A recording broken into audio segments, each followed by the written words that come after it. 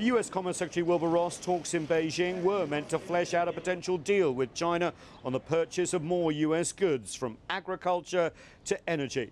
But that was before the US said it would unveil new potential investment restrictions in the high technology sector by the end of June and start imposing tariffs as early as mid-June. China hawk White House Director of Trade and Policy Peter Navarro was largely absent from last week's talks in Washington, led by Liu He, China's top economic advisor. Navarro has now been on US media selling the US president's latest turnaround on trade. In a radio interview, he said this.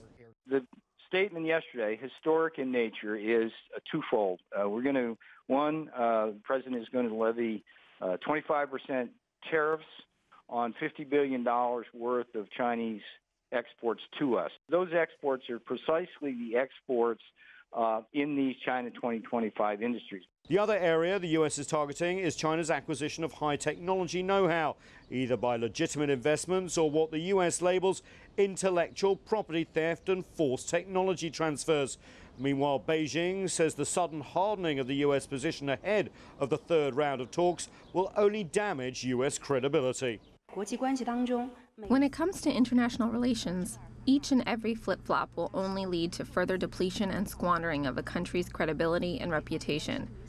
The U.S. statement explicitly runs against the consensus it reached with the Chinese side in Washington, D.C. not long ago.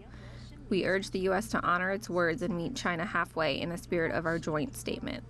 And if the new tough approach by the U.S. trade team is a negotiating tactic, Beijing is warning it won't back down. Once again, we don't want a trade war, but we'll never quail or recoil from a trade war.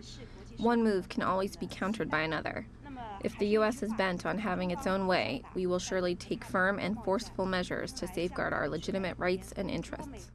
And the deep divisions between the White House trade team continue to play out in public. In his interviews, Peter Navarro seemed to criticize the Treasury Secretary Steve Mnuchin's comments last week after those negotiations with Liu He and his team, where he said that any potential trade war between China and the US was actually on hold. Navarro called that an unfortunate soundbite, and not once in any of the interviews did he suggest that the US is ready to compromise and make a deal. We'll see. Nathan King, CGTN at the White House.